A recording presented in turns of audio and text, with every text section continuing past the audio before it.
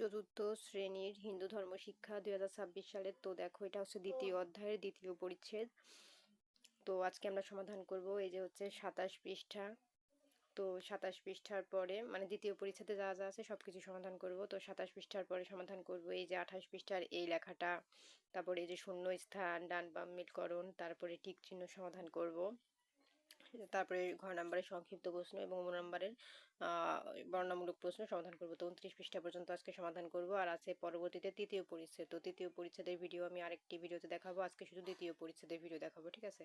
তো চলো আমরা ভিডিওটি শুরু করি। এবং চ্যানেলটি সাবস্ক্রাইব করে দিতে হবে, কারণ সাবস্ক্রাইব করলে আমি ভিডিও আপলোড করলে তোমরা কিন্তু ইউটিউবে ঢুকলে এমনি তোমাদের ফোনে চলে যাবে ভিডিওগুলো। এই জন্য চ্যানেলটি সাবস্ক্রাইব করে দিও। তো দেখো, এখানে আমাদের কি লেখা আছে। নিচের তথ্যগুলো অনুসরণ করে একজন মহীয়সী নারীর জীবন প্রবাহ তৈরি করো। মানে আমরা এমন একজন মহীয়সী নারীর কথা বলবো। তোমরা চাইলে তোমাদের যদি এরকম জানা থাকে নাম মহীয়সী নারী সম্পর্কে, তো তার নাম এখানে লিখতে হবে। আমি উত্তর দেখাবো। তো তার নাম এখানে লিখবা, তারপর তার জন্মসাল এখানে লিখবা, তার পিতা মাতার নাম এইখানে লিখবা, তারপরে তার হচ্ছে মহৎ কাজ কি সেটা এখানে লিখবা, এবং তার হচ্ছে পরকাল গমন এইখানে লিখবা। মানে সে পরকাল মানে হচ্ছে মৃত্যুবরণ করেছে, সেটা এখানে লিখবা। তো চলো আমরা প্রথম থেকে উত্তর কি বসবে দেখে নিই। তো দেখো, আমরা কিন্তু লিখেছি মহীয়সী নারীর জীবন প্রবাহ শ্রী শ্রী মা সারদা দেবী। মানে আমরা সারদা দেবীর সম্পর্কে কিন্তু এখানে লিখেছি, নাম দিয়েছি আমরা সারদা দেবী। তার জন্মসাল হবে 1853 খ্রিস্টাব্দে। তারপরে তার পিতা মাতার নাম, এটা হচ্ছে পিতার নাম রামচন্দ্র মুখোপাধ্যায় ও মাতার নাম হচ্ছে শ্যাম সুন্দর দেবী। তোমরা কিন্তু এইগুলো ওই ঘরের মধ্যে লিখে দিবা। তার মহৎ কাজ, তো মহৎ কাজের ঘরে এইগুলো লিখবা। আমি তোমাদের আবারও বলে দিই, নাম দিবা এটা, আর জন্মসালের ঘরে লিখবা এটা, পিতামাতার নামের ঘরে লিখবা এটা, আর তার মহৎ কাজের ঘরে লিখবা এটা। এই যে তার মহৎ কাজ।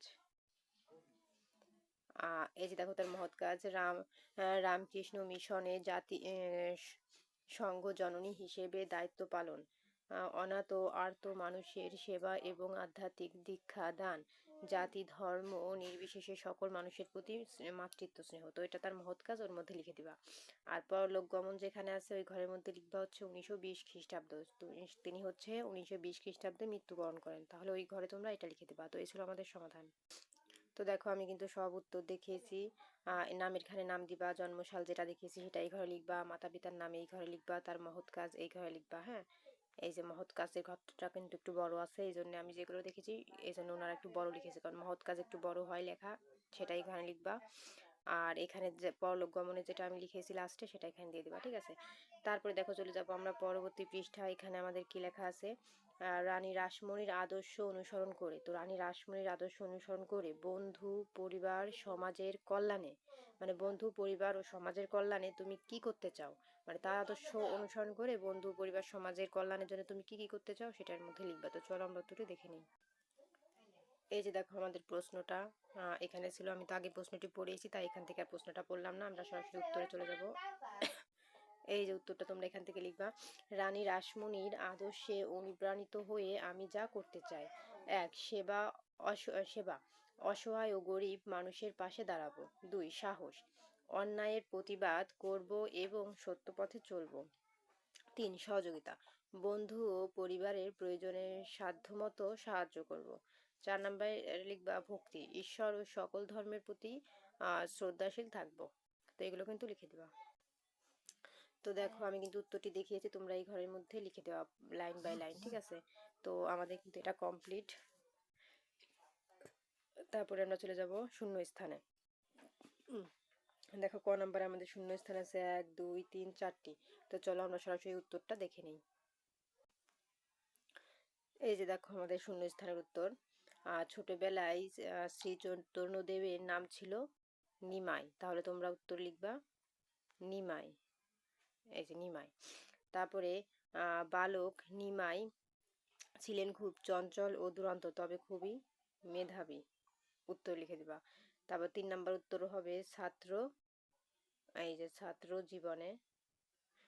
জীবনে তিনি খুবই নিষ্ঠাবান। তার পরবর্তীতে উত্তর হবে 4 নাম্বারে, রানী রাসমণি ছিলেন, এই যে এটা, দয়াবতী জমিদার। তো এই ছিল কিন্তু আমাদের শূন্যস্থানের উত্তর। তো দেখো আমাদের কিন্তু শূন্য স্থানের উত্তরগুলো কমপ্লিট। এখন আমরা চলে যাব খ নাম্বারে ডান বাম মিলকরণে। তো এখানে 1 2 3 4টা ডান বাম আছে, কোনটার সাথে কোনটা মিলে, তো চলো আমরা উত্তরটি দেখে নিই। এই যে দেখো আমাদের ডান বাম মিলকরণ। তো 1 নাম্বারে ছিল বিদ্যা শিক্ষার জন্য নবদ্বীপ গিয়েছিলেন। 2 নিমাই প্রেম ভক্তি দিয়ে সবাইকে আপন করে নেন। 3 নাম্বার রানী রাসমণি লোকমাতা নামেও পরিচিত। 4 দক্ষিণেশ্বর কালী মন্দিরে রানীমা প্রতিদিন পূজা দিতেন। তো এই ছিল কিন্তু আমাদের সমাধান। তো দেখো আমাদের কিন্তু এই ডান বাম মিলকরণ কমপ্লিট। এখন আমরা চলে যাব টিক চিহ্নে। তো দেখো আমাদের এখানে টিক চিহ্ন আছে 4টি। তো দেখো 1 নম্বরে বলেছে রানী রাসমণি জন্মগ্রহণ করেন। তাহলে সঠিক উত্তর কি হবে? সঠিক উত্তর হবে ক নাম্বার 1793 খ্রিস্টাব্দে 28 সেপ্টেম্বর। তারপরে দেখো 2 নম্বরে বলেছে রানীমা প্রতিদিন পূজা দিতেন। এটাও হবে ক নাম্বার দক্ষিণেশ্বর কালী মন্দিরে। 3 নম্বরে আছেন মাতা সচী দেবী নিমাইকে কোন প্রতিষ্ঠানে ভর্তি করান? তাহলে 3 নাম্বার উত্তর হবে গ চতুষ্পাঠী। তারপরে দেখো 4 নম্বরে আছে নিমাই পরবর্তীকালে কি নামে খ্যাত হন? তাহলে এখানে সঠিক উত্তর হবে ক এই যে ক নাম্বার শ্রী চৈতন্যদেব। তো এই ছিল কিন্তু আমাদের টিক চিহ্নের সমাধান। এখন আমরা চলে যাব ঘ নাম্বারের সংক্ষিপ্ত প্রশ্ন। এখানে 1 থেকে 4টি প্রশ্ন আছে, আমরা সংক্ষেপের উত্তরগুলো দেখে নেব, চলো। এই যে দেখো আমাদের প্রশ্ন। ঘ নাম্বারে 1 নাম্বারে প্রশ্ন ছিল নিমাই কোন কোন বিষয়ে পাণ্ডিত্য অর্জন করেন? আর উত্তর হবে এই যে দেখো উত্তর হবে এই যে আমাদের উত্তর হবে নিমাই ব্যাকরণ সাহিত্য অলঙ্কার তর্কশাস্ত্র বা ন্যায়শাস্ত্র অসাধারণ পাণ্ডিত্য অর্জন করেন। এখন দেখো আমাদের 2 নাম্বার প্রশ্নে কি বলেছে। এই যে 2 নাম্বার বলেছে সচীদেবী কেন নিমাইয়ের প্রতি খুশি হয়েছিলেন? আর উত্তর লিখবা এখান থেকে এই পর্যন্ত। নিমাই পড়াশোনায় খুব ভালো ছিলেন এবং গয়া থেকে ফিরে আসার পর তার বিনয়ী ও ভক্তিপূর্ণ আচরণ দেখে মা সতীদেবী খুশি হয়েছিলেন। এখন দেখো 3 নম্বরে আমাদের এখানে কি প্রশ্ন আছে। রানী রাসমণির তিনটি চারিত্রিক বৈশিষ্ট্য লেখো। এই যে উত্তর। রানী উত্তর হবে 1 প্রখর বুদ্ধিমত্তা, 2 লিখবা গভীর ঈশ্বরভক্তি, 3 লিখবা অসীম সাহস ও দানশীলতা। তো এখন দেখো আমরা 4 নম্বরে আমাদের প্রশ্নে কি বলেছে তীর্থযাত্রায় এই যে তীর্থযাত্রীদের জন্য রানী রাসমণি কি তৈরি করেছিলেন? উত্তর হবে এই যে তীর্থযাত্রীদের সুবিধার্থে রানী রাসমণি গঙ্গার ঘাট যেমন বাবুঘাট এবং পুরী যাওয়ার জন্য রাস্তা তৈরি করে দিয়েছিলেন। এই ছিল আমাদের সমাধান। তো দেখো আমাদের কিন্তু ঘ নাম্বার উত্তর কমপ্লিট। এখন আমরা চলে যাব উম নাম্বারে। উম নাম্বারে আমাদের আছে 1 2 3 4 5টি প্রশ্ন। তো চলো আমরা এই 5টি প্রশ্নের উত্তর দেখে নেই। এই যে দেখো আমাদের উম নাম্বার বর্ণনামূলক প্রশ্ন। এই যে দেখো আমাদের এখানে 1 নাম্বার প্রশ্নে বলেছে রানী রাসমণির 2টি জনহতিকর কাজের বর্ণনা দাও। এই যে উত্তর আমাদের এখান থেকে লিখবা। 1 তিনি কলকাতার দক্ষিণেশ্বর কালী মন্দিরে প্রতিষ্ঠা করেন। 2 অসাধারণ মানুষের সুবিধার্থে তিনি গঙ্গা ঘাট ও পুরী যাওয়ার রাস্তা তৈরি করে দেন। তো এই ছিল 2টি সমাধান। এখন দেখো আমাদের 2 নম্বর প্রশ্নে কি বলেছে। 1533 খ্রিস্টাব্দে 14ই জুন তারিখে জগন্নাথ দেবের মন্দিরে কি ঘটেছিল? এই যে দেখো উত্তর। এই দিনে শ্রী চৈতন্য দেবের পুরীর জগন্নাথ মন্দিরে প্রবেশ করার পর আর ফিরে আসেননি।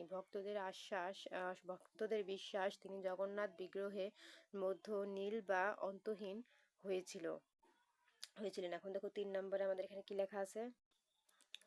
এই যে দেখো আমাদের 3 নম্বর প্রশ্ন আর উত্তর এখান থেকে লিখবো। 3 নম্বরে বলেছে শ্রী চৈতন্যদেব কৃষ্ণ নাম প্রচারে কি কি বাধার সম্মুখীন হয়েছিলেন? উত্তর হবে রক্ষণশীল সমাজ ও তৎকালীন কাজী শাসক সংকীর্তন বন্ধ করার চেষ্টা করেন। কাজী নির্দেশে খোল ভেঙে ফেলা হয় এবং সংকীর্তন নিষিদ্ধ করা হয়। এখন দেখো 4 নম্বরে আমাদের এখানে কি লেখা আছে প্রশ্নে রানী রাসমণির জীবনী থেকে আমরা কি শিক্ষা পাই? এই যে উত্তর। তার জীবনী থেকে আমরা সাহস গভীর ঈশ্বরভক্তি এবং অন্যায়ের বিরুদ্ধে প্রতিবাদ করে গভীর মানুষের সেবা করার শিক্ষা পাই। এখন দেখো আমাদের 5 নম্বরে কি লেখা আছে প্রশ্নে। এখানে বলেছে জেলেদের উপকারের জন্য রানী রাসমণি কি কাজ করেছিলেন? উত্তর, ইংরেজ সরকার গঙ্গার উপর কর বসালে তিনি গঙ্গার একাংশ ইজারা নিয়ে সেখানে জাহাজ চলাচল বন্ধ করে দেন। এর ফলে সরকার কর তুলে নিতে বাধ্য হয় এবং জেলেরা পুনরায় মাছ ধরার অধিকার পায়। তো এই ছিল সমাধান। তো দেখো আমাদের কিন্তু ইউমো নাম্বারের সমস্ত প্রশ্ন কমপ্লিট বর্ণনামূলক। পরবর্তীতে তৃতীয় পরিচ্ছেদের ভিডিও দেখার জন্য অবশ্যই সাবস্ক্রাইব মাই চ্যানেল। আর ভিডিওটি কে কোথা থেকে দেখছো অবশ্যই কমেন্টে বলো। যে প্রথমে কমেন্ট করবে তার কমেন্ট আজকে পিন কমেন্ট করে রাখবো।